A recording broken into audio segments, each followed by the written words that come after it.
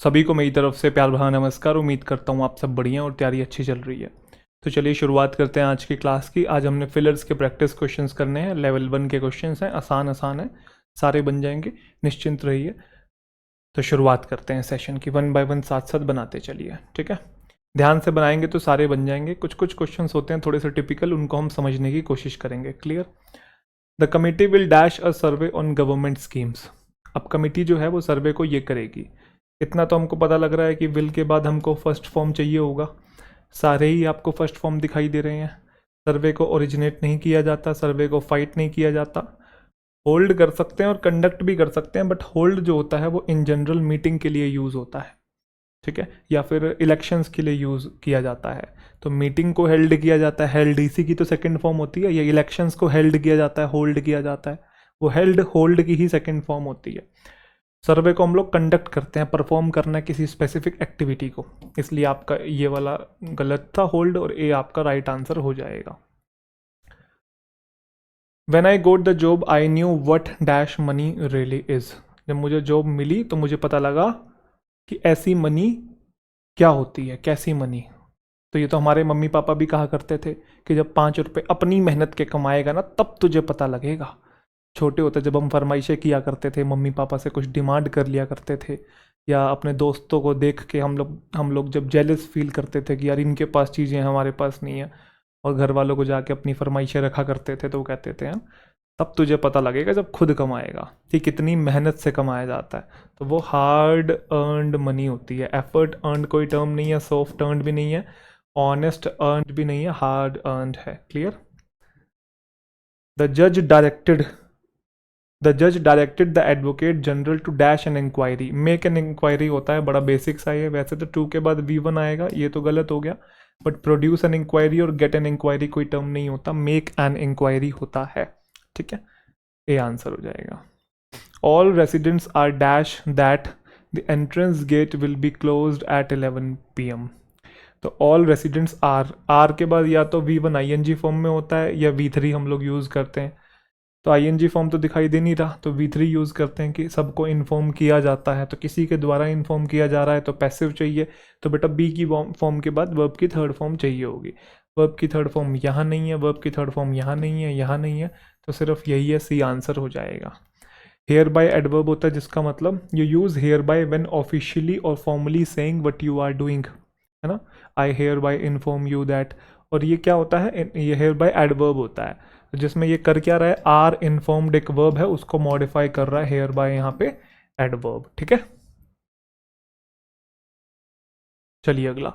When the victim narrated his version of the incident the jury was dash. तो क्या आएगा भाई, victim ने जो नरेट किया उसका वर्जन इंसिडेंट का, तो जो ज्यूरी है वो ये हो गई। ज्यूरी क्या हो गई, ज्यूरी मतलब ग्रुप ऑफ जजेस। तो ऑनेस्टली सेटिस्फाइड हो गई, ईमानदारी से सेटिस्फाइड होगी। ज्यूरी ईमानदारी से कैसे सेटिस्फाई होगी, परफेक्टली। परफेक्टली तो चीज़ों के लिए यूज़ करता है, ज्यूरी को थोड़ी बोल सकते हैं जो जज है यार परफेक्टली सेटिस्फाई हो गया, ऐसा मैंने अपना वो दिया, अपनी ऐसी गवाही दे के आया मैं, ये सेंस नहीं बन रहा है। एक्सक्रूशिएटिंग, ये पेनफुल से रिलेटेड होता है। एक्सक्रूशिएटिंग का मतलब होता है कोई चीज़ बहुत ज़्यादा दर्दनाक है। एक्सक्रूशिएटिंग बैक पेन हो रहा है आपको, इंटेंस पेन हो रहा है, तो पेनफुल तरीके से सेटिस्फाइड कोई नहीं होता, जनरल टर्म चाहिए था, कंप्लीटली सेटिस्फाइड आ जाएगा। ये बड़ा आसान सा क्वेश्चन है। My brother dash dash apples during his fast. तो जब उसका फास्ट था तो उसने कितने एप्पल्स खाए। तो ब्रदर सब्जेक्ट है, तो सब्जेक्ट के आगे वर्ब चाहिए होगी ना, तो वर्ब कौन सी होती है, ये नहीं होती, ये नहीं होती, ये है और ये है। तो कितने एप्पल खाए, 8 एप्पल खाए, तो ये वाला गलत हो गया ना, तो ये हो जाएगा माई ब्रदर एट 8 एप्पल्स, ठीक है, खाए उसने 8 apples. I listen to him with dash attention. बताओ, ये अच्छा क्वेश्चन है। मैं उसे सुन रहा था ऐसी अटेंशन के साथ। अब आपको लग रहा होगा, देखो हेफ्टी और मैसिव दोनों सेम होते हैं और वास्ट भी सेम होते हैं, इसका मतलब होता है बहुत ज़्यादा।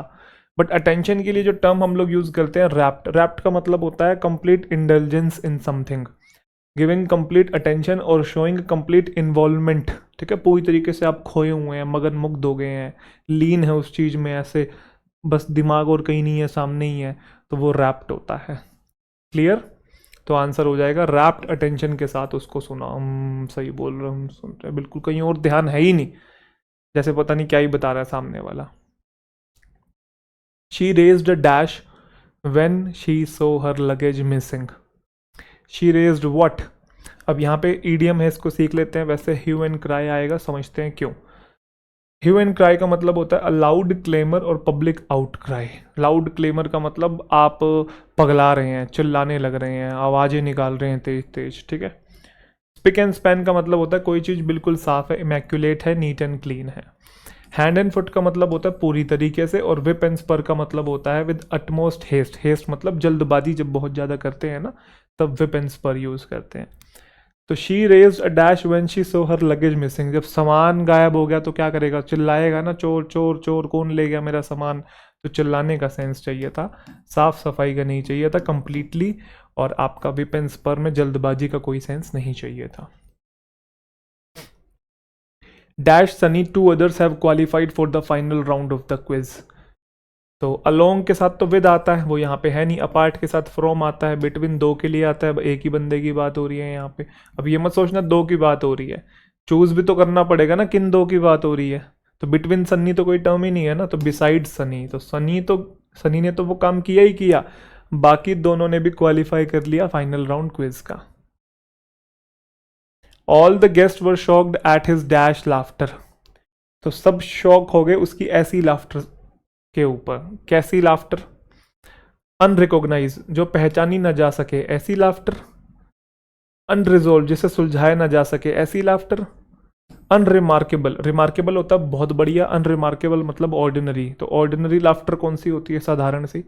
अनरिस्ट्रेन्ड लाफ्टर, अनरिस्ट्रेन्ड का मतलब उसको हंसी आ रही है और वो रुक ही नहीं। रिस्ट्रेन का मतलब लिमिट में, अनरिस्ट्रेन्ड मतलब कोई चीज़ लिमिट में नहीं है, मतलब किसी को हंसी आ रही है और वो रुक ही नहीं रहा, हंसे जा रहा है हंसे जा रहा है अनकंट्रोलेबल तरीके से, ठीक है। तो तभी तो सब गेस्ट शॉक हो गए ना, हंसे ही जा रहा है पागलों की तरह। तो unrestrained laughter. The health personal advised to dash off unhealthy food habits if we want to maintain our cardiovascular health. Heart से रिलेटेड अगर हेल्थ को मेंटेन करना चाहते हैं तो हेल्थ पर्सनल ने एडवाइज किया कि अनहेल्दी फूड हैबिट से ये करो। अनहेल्दी फूड हैबिट से क्या करो भाई, तो इन सारे इडियम्स के मीनिंग देख लेते हैं। सबसे पहले pay lip service. If someone pays lip service to an idea you are critical of them. मतलब अगर कोई इंसान किसी चीज को लेके लिप सर्विस पे कर रहा है, कोई ए पर्सन किसी चीज को लेके लिप सर्विस पे कर रहा है, तो आप क्या करते हो, एक थर्ड पर्सन की तरह, एक थर्ड पर्सन के पॉइंट ऑफ व्यू से बात कर रहा हूं, आप क्या करोगे, इस इंसान को क्रिटिसाइज करोगे।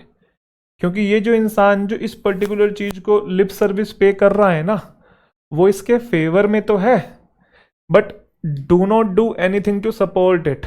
बट कुछ करता नहीं है उसको सपोर्ट करने के लिए, समझे। अगर कोई इंसान किसी चीज को लिप सर्विस पे कर रहा है तो वो उसको सपोर्ट तो कर रहा है, बस बोलने बोलने का सपोर्ट कर रहा है, कुछ एक्शन नहीं ले रहा उसको करने के लिए, बस हाँ हाँ ऊपर ऊपर से बस बोले जा रहा है। तो अगर थर्ड पर्सन कोई ऐसे इंसान को देखेगा तो उसको क्रिटिसाइज नहीं करेगा, उसको लेके क्रिटिकल नहीं होगा, अरे क्या बोलने बोलने का, काम भी तो कर, मुंह मुंह से बोले जा रहा है बस। तो pay lip service. Keep the pot boiling, इसका मतलब है to ensure that something remains active और एंगेजिंग।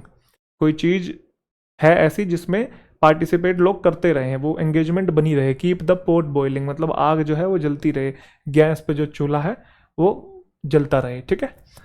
अब आते हैं इनके ऊपर। रन शॉर्ट का मतलब होता है किसी चीज़ की कमी हो जाना, ठीक है, रन शॉर्ट ऑफ मनी होता है ना। स्टीयर क्लियर का मतलब होता है किसी चीज़ से दूर रहना। अब यहाँ लिप सर्विस की बात नहीं है कि कोई कुछ कह रहा है और उसे फॉलो नहीं कर रहा है, यहाँ पे कोई चीज़ एंगेजमेंट नहीं है, यहाँ पे कोई चीज़ कम नहीं हो गई है, यहाँ पे दूर रहने के लिए बोला है, क्योंकि एडवाइस दे रहा है ना, हेल्थ पर्सनल ने एडवाइस किया कि अनहेल्दी फूड हैबिट से स्टीयर क्लियर मतलब दूर रहो भाई, अगर मेंटेन करना चाहते हो cardiovascular health. There are dash people who are experts in the field of artificial intelligence. तो पीपल आपका प्लूरल नाउन है, तो प्लूरल नाउन के लिए आपको पता है लिटिल तो आता नहीं है, तो ये गलत और ये गलत। और सम और फ्यू और कोई टर्म नहीं होता, या तो सम बोलो या तो फ्यू बोलो, दोनों एक साथ कैसे आ सकते हैं, वेरी फ्यू पीपल आएगा। It is believe that God is dash. तो गॉड क्या है, पैसिफिस्ट वो होता है जो वॉर के अगेंस्ट होता है, शांति बनाए रखे, शांतिवादी, ठीक है। ऑप्टिमिस्ट होता है आशावादी, तो गॉड आशावादी है। ओमनीवोरस होता है जो हर कुछ खा लेता है, प्लांट्स भी खा लेता है और मांस भी खा लेता है, ठीक है। जो कार्निवोरस और हर्बीवोरस दोनों होता है। ओमनी प्रेजेंट होता है सर्वव्यापी, जो हर जगह प्रेजेंट है। यूबिक्विटस आपने सुना होगा, ओमनी प्रेजेंट, ओमनीशिएंट, है ना, गॉड के लिए यूज होते हैं ये। तो ओमनी प्रेजेंट, हर जगह प्रेजेंट है गॉड। पैसिफिस्ट का बताया, someone who believe that violence is wrong and refuses to take part in wars. Gandhi ji को बोला जाता था pacifist. David always kept his dash open for anything that might put them at risk. तो David always kept his dash open, तो ये चीज open रखता था। That might put them at risk, तो क्या ओपन रखता था? एक टर्म होता है ईगल आईज। क्या मतलब होता है इसका? कीप एन ईगल आई का मतलब होता है टू वॉच वेरी क्लोजली, चीजों को बड़े ध्यान से देखना, मतलब चौकन्ना रहना, बिल्कुल कॉशियस रहना। स्टैरी आई का मतलब होता है you mean that they have such a positive और hopeful view of situation that they do not see but it is really like. Positive इंसान जो होता है उसकी स्टैरी आईज होती हैं। ब्लैक आई का मतलब वो क्या बोलते हैं उसे, ब्लैक एक टर्म, आंखों के नीचे वो काले काले वो पड़ जाते हैं, क्या बोलते हैं? Dark circle. ब्लैक सर्कल का डार्क सर्कल पड़ जाते हैं ना किसी को, तो उसको जैसे किसी ने मान लो मुक्का मारा, वो फिल्मों में दिखाते हैं, वो ये एकदम बिल्कुल ऐसे काला हो गया यहाँ से, ये वाली आंख। असली में होता है, मेरे को पता नहीं ऐसा होता है कि नहीं, बट मूवीज़ में कुछ ज़्यादा ही दिखा देते हैं, पूरी आंख सुझा दी। मूवीज़ में जनरली चीज़ों को एग्जैजरेट करके दिखाया जाता है, इमोशंस को बिल्कुल एक्सट्रीम लेवल पे लेके जाया जाता है ना, हमें क्योंकि अच्छा लगता है। ऐसे ही गानों के अंदर भी होता है, इन जनरल एकदम बिल्कुल चीज़ें परफेक्ट दिखाई जाती है, बातें भी ऐसी होती है, गानों के बोल भी, लिरिक्स भी ऐसे होते हैं कि एकदम बिल्कुल चीज़ें आपको परफेक्ट लगेंगी, क्योंकि हम ना जो एक्सट्रीम इमोशंस होते हैं ना उससे बड़े प्रभावित होते हैं, तो इसलिए उस इमोशन को एक्सप्लॉइट किया जाता है, जो लोग ये वादा जानते हैं उनके द्वारा, ठीक है। तो आंसर क्या हो जाएगा? ईगल आइज हो जाएगा, क्योंकि शीप आइज कोई टर्म नहीं है, स्टारी आइज का होपफुल से लेना देना है, ब्लैक आई तो किसी की आंख काली है। वो कह रहा है David always kept his eagle eyes open, चौकन्ना रहता है हमेशा, and that might put them at risk. Ram was praised for his dash leadership, तो लीडरशिप ब्रॉड नहीं हो सकती, ब्रॉड तो कोई चीज होगी, मैजिकल लीडरशिप कोई टर्म नहीं होता। इमेजिनरी नेगेटिव वर्ड है, विजनरी पॉजिटिव वर्ड है। इमेजिनरी ख्याली चीजों से रिलेटेड है, विजनरी विजन से रिलेटेड है, और लीडरशिप विजनरी होती है कि आगे का ये प्लान है, 5 साल बाद का, 10 साल बाद का, या कोई मूवमेंट को लीड किया जा रहा है तो विजन है, कोई चीज अचीव करना चाहते हैं, ये पॉजिटिव वर्ड है, तो बी आंसर हो जाएगा। Clear? This app is very for online shopping. अच्छा, ऐप के बारे में बताना है, ये नाउन है, नाउन को जो मॉडिफाई करेगा बेटा वो एडजेक्टिव हो जाएगा, बोलो हाँ। तो कन्वीनियंस तो खुद एक नाउन होता है, ENC वाला। कॉम्पिटेंसी भी नाउन होता है, ENCI वाला। कैपेबल के साथ ऑफ आता है आगे, फॉर है, तो मतलब ये भी गलत, कन्वीनियंट आ जाएगा। ये जो ऐप है कन्वीनियंट है ऑनलाइन शॉपिंग के लिए। बनाओ भाई जल्दी से। Computer has a dash memory and my father prefers dash to digital payments. तो आपने सुना होगा कंप्यूटर की कैश मेमोरी होती है, जैसे आप कोई पासवर्ड डालते हो, लॉगिन करते हो कहीं पे, और नेक्स्ट टाइम आपको लॉगिन करने की ज़रूरत नहीं पड़ती, क्योंकि जो वेबसाइट है उसने स्टोर कर लिया आपका सब कुछ, जो इन्फॉर्मेशन वगैरह। या कोई चीज़ आपने लोड की थी फर्स्ट टाइम, तो लोड होने में टाइम लगा था, बट नेक्स्ट टाइम जब आपने विजिट की उस वेबसाइट को, तो क्या हुआ, वहाँ पे आपकी सारी इन्फॉर्मेशन पहले से ही स्टोर थी, तो आप जहाँ छोड़ के गए थे वहीं से वो खुल जाती है, तो उसको कैश मेमोरी बोलते हैं। ये वाली नहीं होती है, ये नहीं होती है, ये टर्म है, ठीक है। इस टर्म को हम लोग यूज़ करते हैं IT फील्ड के अंदर, कैश मेमोरी। लेकिन जो मेरे पिताजी हैं वो प्रेफर करते हैं डिजिटल पेमेंट्स को, किसके ओवर? कैश के, मतलब कैश यूज़ नहीं करते, डिजिटल पेमेंट्स यूज़ करते हैं, तो ये कैश आएगा। आपके साथ भी कई बार हुआ है क्या? जैसे अब इन जनरल लोग कैश नहीं रखने लगे हैं, तो वॉलेट बिल्कुल ही खाली रहता है। कभी कभी तो मेरे साथ भी ऐसा हो जाता है, भाई 1 रुपया नहीं है, लिटरली बता रहा हूँ, सिक्का भी नहीं पड़ा होता कभी कभी तो, और किसी दुकान पे कुछ ले रहे हैं और उस टाइम पे फिर नेट भी नहीं चल रहा होता, बड़ी बेइज्जती सी फील होती है ना।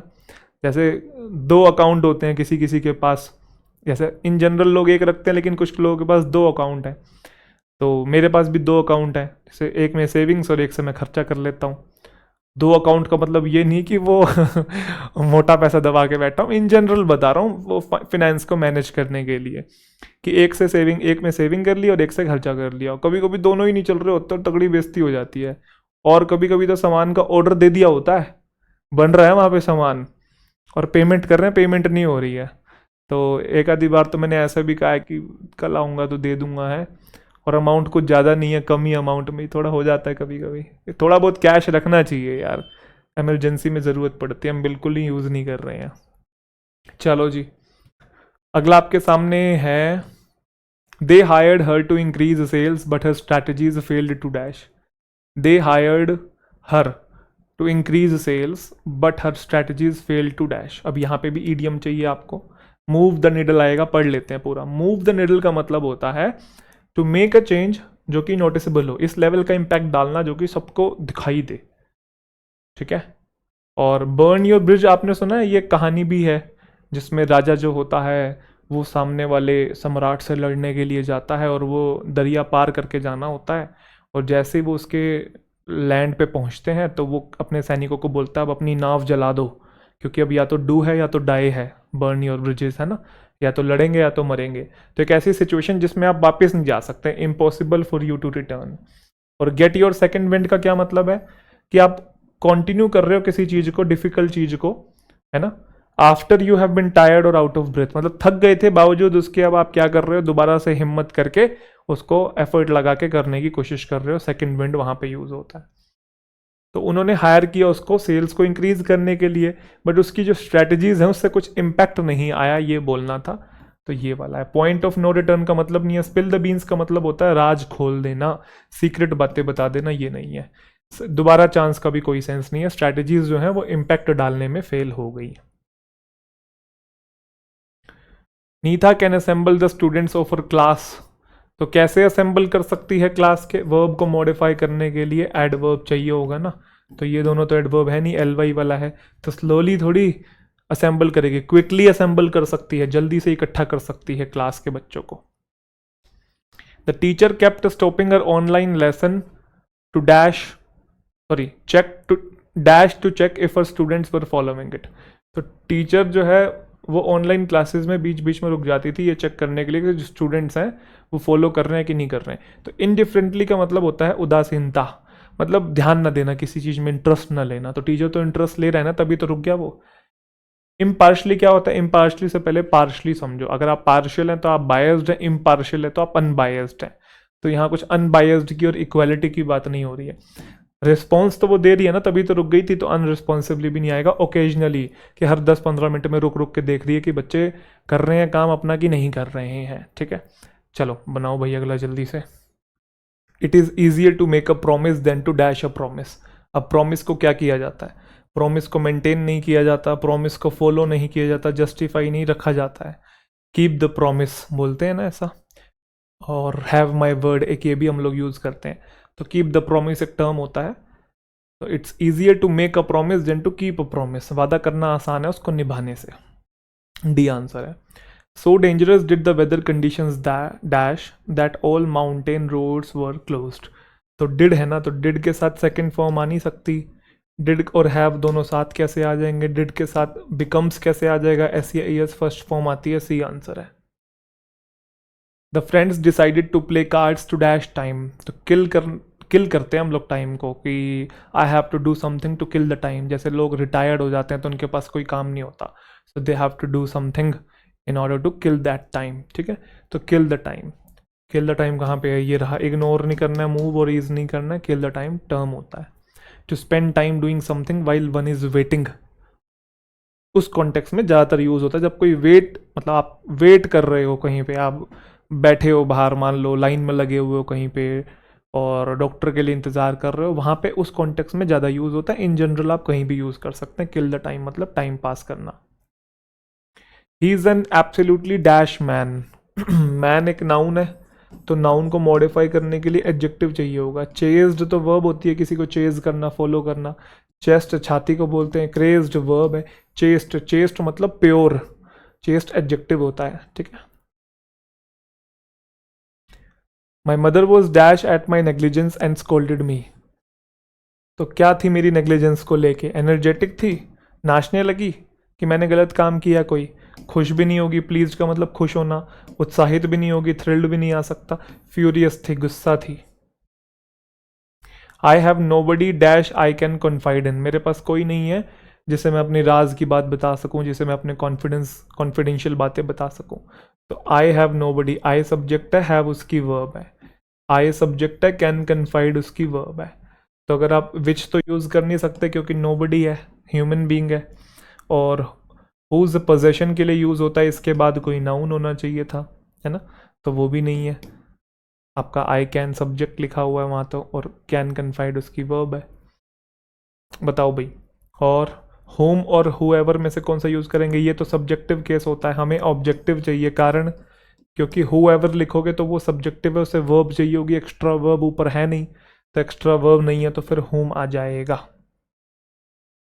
He made me think of an old time magician more than dash. He made me think of an old time, more than anything होता है, ये भी एक फ्रेज होता है। मोर देन एनीथिंग का मतलब ग्रेटर देन एनीथिंग, ठीक है, मोर देन एनीथिंग ये रहा। मोर देन एनीथिंग का मतलब है वेरी मच, या वेरी बैडली, या अबव ऑल अदर, या अबव ऑल थिंग्स, बाकी सारी चीजों से ऊपर, मोर देन एनीथिंग। क्लियर?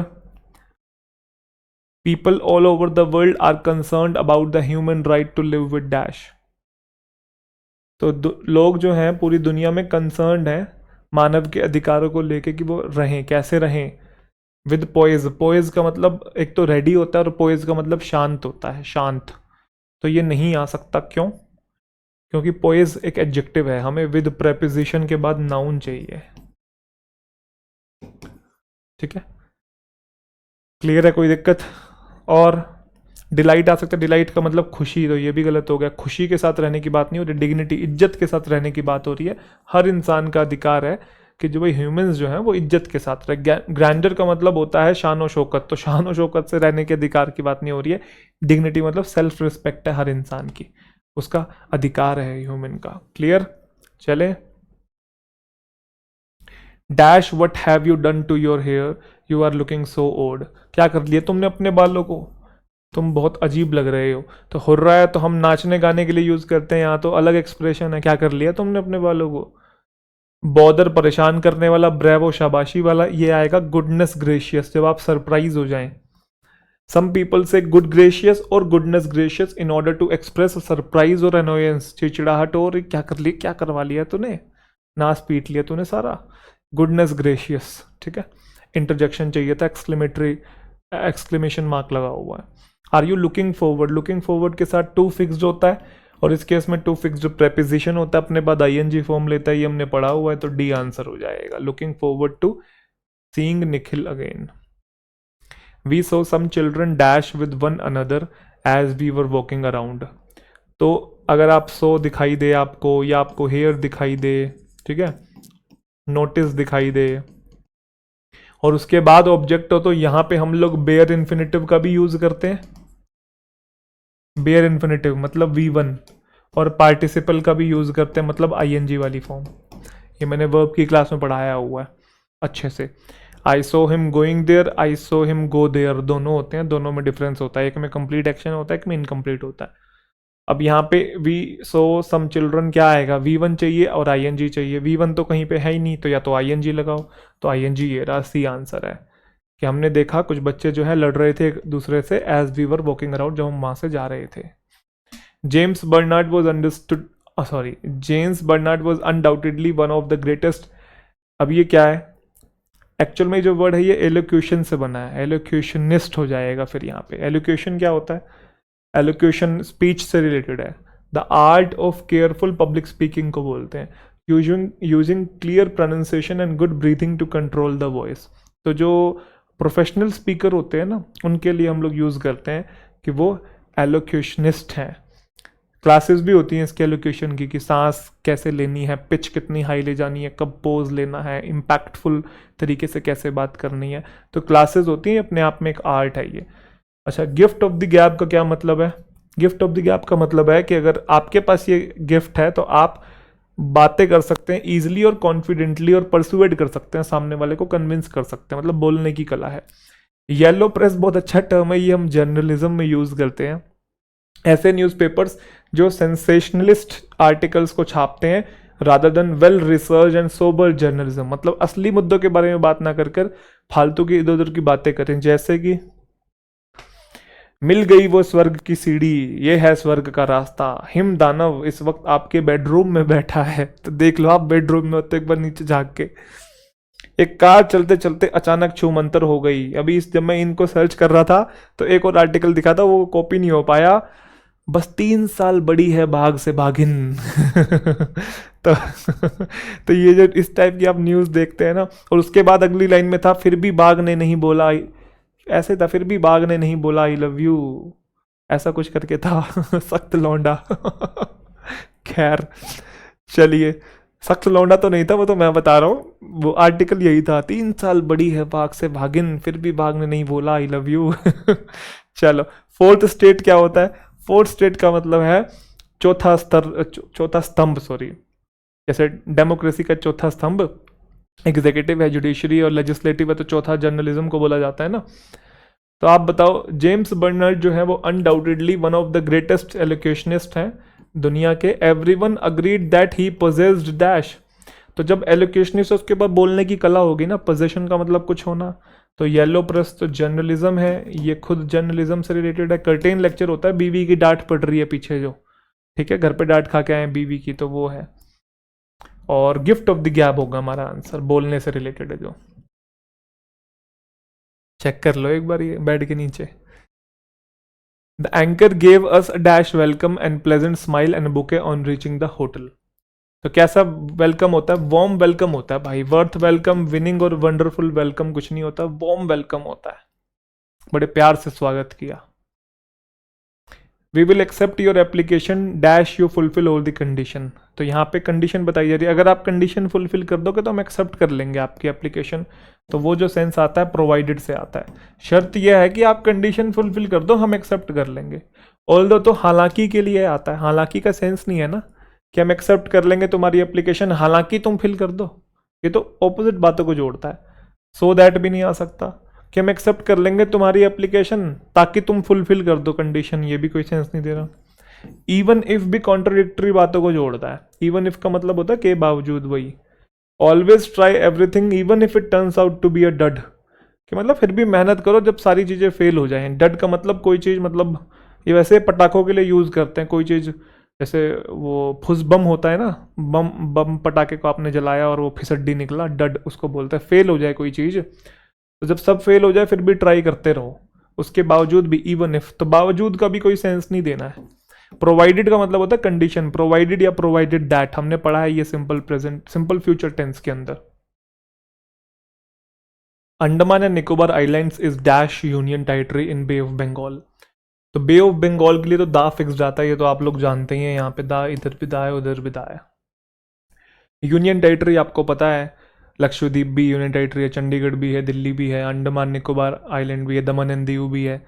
तो यहाँ पे एक यूनियन टेरिटरी की बात हो रही है, एक की, तो उसके लिए ए या एन का यूज़ होगा, हमें इतना तो पता ही है।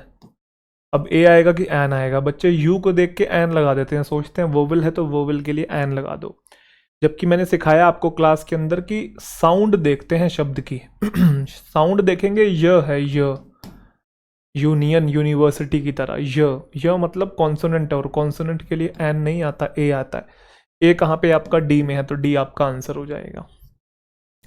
Truthfully speaking, the victories of peace and harmony have a more dash impact on human civilization than the so-called victories of war.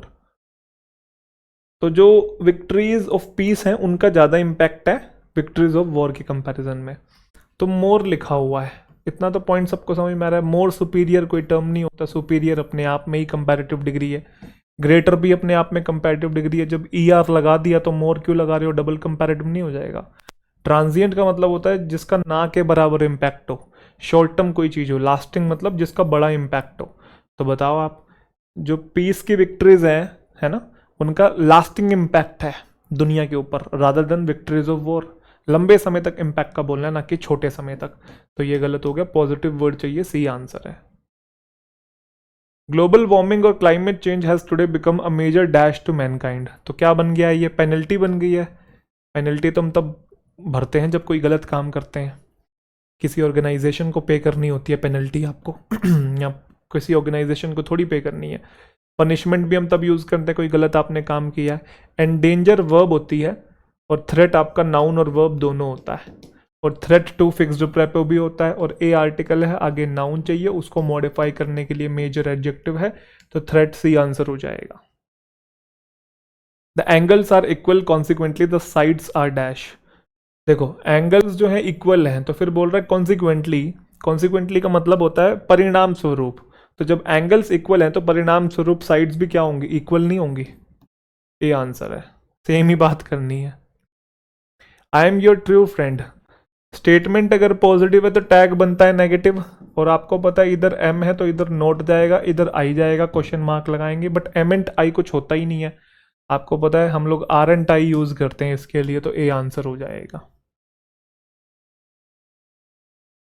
Anybody who is careful dash some money in hand to meet an emergency. जो भी इंसान careful होगा हाथ में कुछ पैसा रखेगा अगर कोई इमरजेंसी आ जाती है उससे बचने के लिए। तो anybody who is careful, have kept कहाँ से आ गया कि रखा होगा, नहीं रखेगा, ये बात बोलने, क्योंकि इमरजेंसी आई थोड़ी आएगी ना। फिर पास्ट की बात नहीं हो रही, पास्ट की ने विल कीप आएगा कि कोई भी इंसान जो केयरफुल होगा वो ज़रूर रखेगा, विल कीप सम मनी, अपने पास पैसा ज़रूर रखेगा ताकि इमरजेंसी को मीट किया जा सके, मतलब बचा जा सके उसके डिजास्टर से। क्लियर है? अरे बोलो हाँ, नहीं बोलोगे? Sivakshi is famous for his dash box industry and I am unable to find a dash for my purple dress. तो कौन सी इंडस्ट्री होगी? मैच बॉक्स इंडस्ट्री है, स्वेट बॉक्स, चैटर बॉक्स और ब्रेड बॉक्स कौन सी इंडस्ट्री होती है? Match box. And I am unable to find a match for my purple dress, से मैच नहीं मिल रहा है मेरा, सिंपल सी बात है, बी आंसर है। नकली सा सवाल था। The wind dash so powerfully that the door closed, तो पास्ट की बात हो रही है, क्लोज्ड लिखा हुआ है तो यहाँ पे भी V2 चाहिए होगा, ये फर्स्ट फॉर्म है। ब्लू तो नीले रंग से रिलेटेड है, ये भी नीले रंग से रिलेटेड है, ब्लू आएगा, blow blue blown second form है। तो हवा बहुत तेज चली। The surgeon could not stand the weather because it was dash cold, तो कोल्ड आपका एडजेक्टिव है, एडजेक्टिव को मॉडिफाई करने के लिए एडवर्ब चाहिए होता है, और बिटरली कोल्ड होता है, इसका मतलब कड़ाके की ठंड थी। कॉशियसली कोल्ड, स्मूथली और केयरफुली कोल्ड कोई टर्म नहीं है। Could not stand the weather का मतलब है मौसम का जो मौसम जो था उसको बर्दाश्त नहीं कर पा रहा था, इतनी ठंड पड़ रही थी।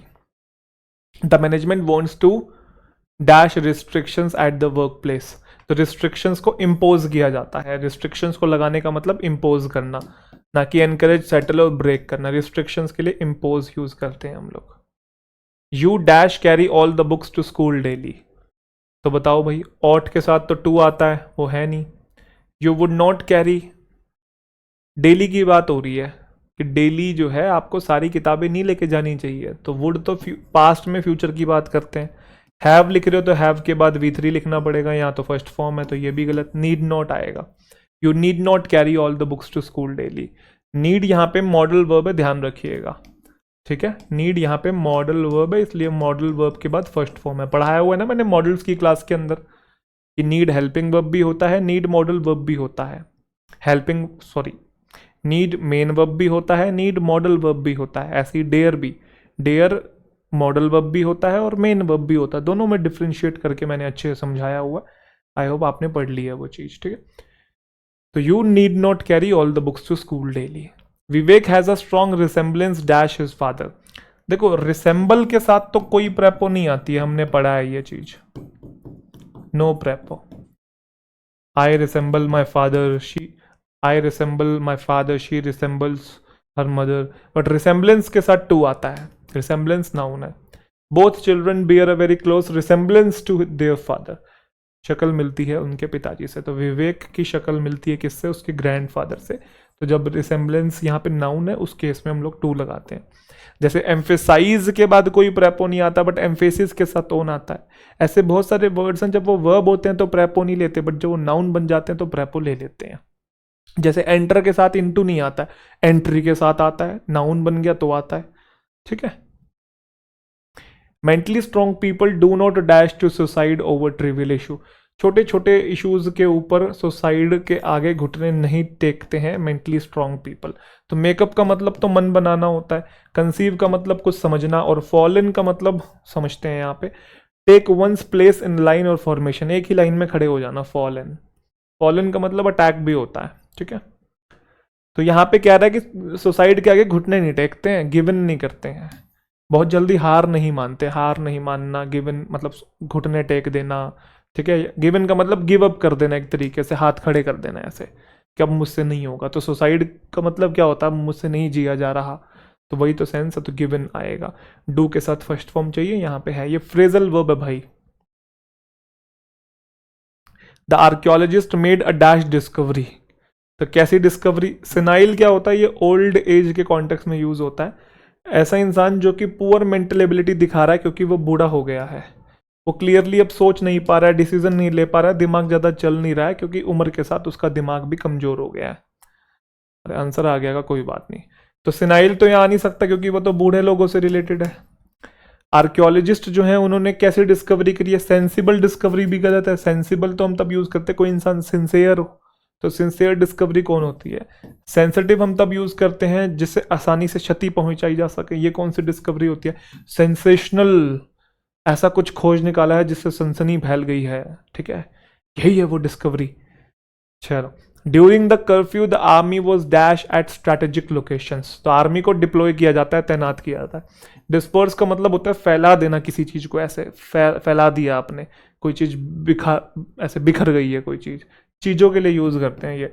सप्लाई थोड़ी किया जाएगा, कोई सामान थोड़ी है आर्मी। और एम्प्लॉय का मतलब किसी को या तो यूज़ करना या किसी को काम देना, तो यहाँ तैनात करने की बात हो रही है, स्ट्रैटेजिक लोकेशंस पे तैनात किया है, ये आंसर है। We must start now dash it will be too late, तो अनटिल और अनलेस का यूज़ हम कर नहीं सकते, उसके पीछे रीज़न ये है कि इनके साथ विल नहीं आता। हमने ये सिंपल फ्यूचर टेंस में पढ़ा है ना, अनटिल और अनलेस टाइम या कंडीशन बताने वाले शब्द होते हैं, इनके साथ हम लोग विल या शेल का यूज़ नहीं करते हैं।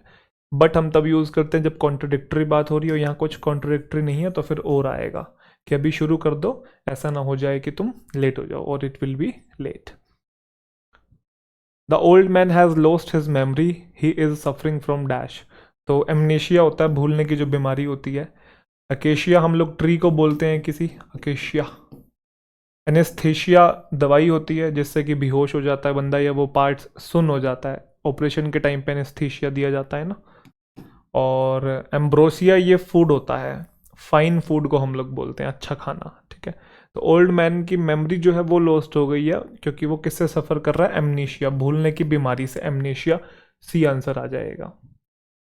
The entrepreneur is looking for an dash to fund his project, तो भाई एंटरप्रेन्योर किसको ढूंढता है, इन्वेस्टर को ढूंढता है ना, क्योंकि ये तो आइडियाज़ लेके आता है, ये तो विजनरी होता है, ये तो लीडर होता है, बट पैसा तो कहीं और से आता है ना। तो एंटरप्रेन्योर जो है वो किसको ढूंढ रहा है, इन्वेस्टर को। इन्विजिलेटर तो एग्जामिनेशन में होता है, यहाँ इसकी कोई ज़रूरत नहीं। एविएटर पायलट को बोलते हैं। और इंस्पेक्टर को क्यों ढूंढेगा भाई, इन्वेस्टर को ढूंढ रहा है कि कोई फंड दे दे उसके प्रोजेक्ट को, ठीक है। तो जो आप ये सुनते हैं ना वीसी की, वीसी से फंडिंग मिली है इस वाले स्टार्टअप को, वेंचर कैपिटलिस्ट बोलते हैं। पढ़ा हुआ है आपने ये, मैंने पढ़ाया भी आपका कई बार। वेंचर कैपिटलिस्ट क्या मतलब है इसका, कि वो वाली कंपनी को इतने 1000 करोड़ की फंडिंग मिल गई है, वीसी से मिली है, अब वीसी पीछे पैसा नहीं दे रहा है। वेंचर मतलब कोई बिजनेस, कोई स्टार्टअप। कैपिटलिस्ट जिसके पास कैपिटल हो, ठीक है, पूंजी हो। तो किसी बिजनेस में पैसा डालने वाला जो इंसान होता है वो वीसी होता है। कोई इंडिविजुअल भी हो सकता है या पूरा ग्रुप भी हो सकता है वीसी का, कि 4-5 लोग मिल के किसी स्टार्टअप को फंडिंग देते हैं, ठीक है। All organisations seek sincere and dash employees, तो कैसे एम्प्लॉयज़ चाहिए, इनर्ट और इनएक्टिव दोनों सेम होते हैं। वो जो आलसी हूँ, आलसी थोड़ी चाहिए, इनर्ट मतलब वही जो इनएक्टिव रहे, स्लगिश रहे। इंडस्ट्रियल तो इंडस्ट्री से रिलेटेड है, इंडस्ट्रियस का मतलब होता है हार्ड वर्किंग, मेहनती, हार्ड वर्किंग, मेहनती, ठीक है। तो all organisation seek sincere and industrious employees, industrious को हम लोग डिलीजेंट भी बोलते हैं। We must not lose heart in times of what, बुरे समय में हमें दिल छोटा नहीं करना चाहिए। बुरा समय कौन सा होता है, एडवर्सिटी, ये हमने फ्रिक्वेंटली यूज में पढ़ा है ना, कि after the university we are in adversity, है ना, तो बुरा समय। डाइवर्सिटी तो विविधता को बोलते हैं, इसका कोई लेना देना नहीं। डिफॉर्मिटी जब शेप चेंज हो जाए, कोई चीज़ डिस्टोर्ट हो जाए, जिसकी जैसी फॉर्म थी वैसी ना रह के रूप ही बदल जाए। इनएक्टिविटी का भी कोई सेंस नहीं है। बुरे समय में जब खराब हालात चल रहे हो तब दिल छोटा नहीं करना चाहिए, हिम्मत नहीं हारनी चाहिए। और ये मस्ट के बाद ये लूज आपको याद है ना, एक तो ये वाला लूज होता है ढीला वाला, एक ये वाला होता है खोने वाला। ये वर्ब है और ऊपर वाला वर्ब और एडजेक्टिव दोनों होता है। एक और होता है लॉस, LWS, ये नाउन होता है, ठीक है। हमें वर्ब चाहिए था, ये रहा V1, तो ये V1 ये रहा, खोने का सेंस देता है। The dash appears to be rather rough today for the ships to sail, तो ये रफ दिख रहा है क्योंकि शिप्स ने भी सेल करना है। तो क्या रफ दिख रहा है, मौसम जो है वो खराब दिख रहा है क्योंकि शिप अभी सेल करने वाले हैं।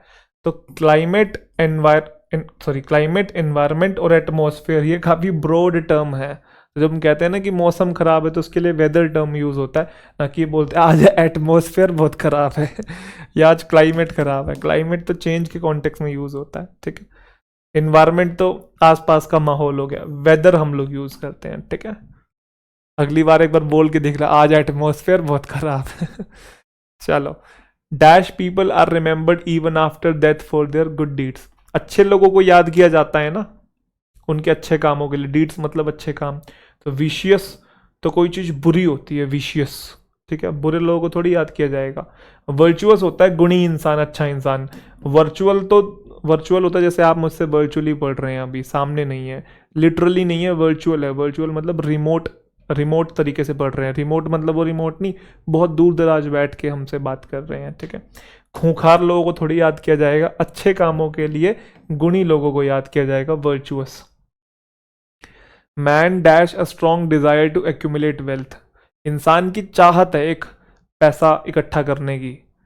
तो मैन के साथ प्लूरल कैसे आ गया, पास्ट में जाना नहीं है, एक फैक्ट बताया हुआ है, और उसकी डिजायर हो नहीं रही है, उसकी डिजायर है, एक्शन नहीं बताना है, स्टेट वर्ब चाहिए, हैज़ यहाँ पे आएगा, और ये इकलौता आया हुआ है तो ये मेन वर्ब है, मेन वर्ब की फिफ्थ फॉर्म है। फिफ्थ फॉर्म मतलब एस या ई एस वाला टेंस है, कहने का मतलब सिंपल प्रेजेंट टेंस। बोलो हाँ। The hotel room dash of order of left over food, तो होटल रूम से ऐसी बदबू ये हो रही थी, किसकी, बचे हुए खाने की बदबू ये हो रही थी, तो बदबू आ रही थी, तो गंदी स्मेल आना, उसके लिए रीक टर्म यूज करते हैं, स्मोक यूज नहीं करते। स्मोक तो धुएं से रिलेटेड है, ट्रेस करने से रिलेटेड है, डिटेक्ट करने से related.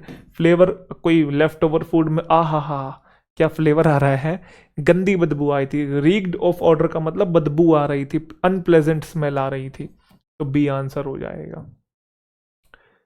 I had dash pain in the stomach after taking lunch, तो पेन के लिए जो यूज टर्म हम लोग करते हैं वो एक्यूट पेन होता है ना। स्ट्रिक्ट पेन कोई टर्म नहीं है, हैवी पेन नहीं है, ह्यूज पेन नहीं है, पेन होता है तो सीवियर पेन होता है, या तो सीवियर या फिर बेटा एक्यूट होता है, दो टर्म हम लोग यूज करते हैं। लास्ट क्वेश्चन है, उसके बाद क्लास को वाइंड अप करते हैं। The man dash heavy losses, देखो लॉसेस प्लूरल बना हुआ है, नाउन है ना ये, देखो लॉस में ईएस लगाया हुआ है, नाउन का ही तो प्लूरल बनाते हैं। तो man dash heavy losses in the investment, जब आपको नुकसान होता है तो हम बोलते हैं आई इनकर्ड सम लॉस, इनकर, तो इनकर कहाँ है, ये है, लॉस के लिए हम लोग यूज करते हैं, ठीक है। रेज नहीं करते हैं लॉस को, रीप तो कुछ पाना होता है ना, as you sow shall you reap, जैसा करोगे वैसा पाओगे, है ना। अर्न भी नहीं किया जाता, लॉसेस को इनकर किया जाता है, कि आपके ऊपर भार चढ़ गया है, तो उसको केसेस में इनकर आता है। तो आई होप सेशन अच्छा लगा है, चीज़ें समझ में आ गई हैं, कैसे मैं एलिमिनेट कर रहा हूँ वो भी आपको क्लियर है, अंडरस्टैंडिंग आपकी बिल्ड हो रही होगी। और मैं 1000 बार बोल चुका हूँ बेटा, क्लासेस का जो पर्पज़ है ना वो बस अंडरस्टैंडिंग बिल्ड करना है, यूँ नहीं कि बस लगाए जाओ क्वेश्चन, लगाए जाओ, वो तो मैं सॉल्व कर रहा हूँ ना, आप क्या सॉल्व कर रहे हो। खुद से जब तक प्रैक्टिस नहीं करोगे, खुद से सेल्फ स्टडी नहीं करोगे, तब तक आपकी जो कमांड है वो नहीं बनेगी। तो जितनी भी आपके सामने टॉपिक्स आ रहे हैं, चाहे वो फिलर्स के हों, एरर्स के हों, आगे चल के आरसी, क्लोस्टर्स, पैराजम्बल्स भी आएंगे, तो आप देखो कि मैं कैसे सॉल्व कर रहा हूँ। 1000 बार मैं बोल चुका हूँ, टीचर का काम है कि आप टीचर से अपनी एक्यूरेसी बिल्ड करो। स्पीड कैसे आएगी, खुद की प्रैक्टिस करने से। तो जैसे मैं एलिमिनेट कर रहा हूँ ना मॉक्स में भी, वैसे एलिमिनेट करने की कोशिश करो। कॉन्सेप्ट जो है अपने वो सबसे स्ट्रांग रखो, क्योंकि प्रैक्टिस करने का फायदा भी तब है जब बेसिक चीज़ें आती होंगी। रीडिंग अच्छी नहीं है, वोकैब अच्छी नहीं है, ग्रामर अच्छी नहीं है, और प्रैक्टिस करने हम बैठ गए हैं तो उसका कोई फ़ायदा नहीं है। आई होप आपको बातें समझ में आ रही है। तो अगली क्लास में मुलाकात करते हैं, अपना ध्यान रखिए, थैंक यू सो मच।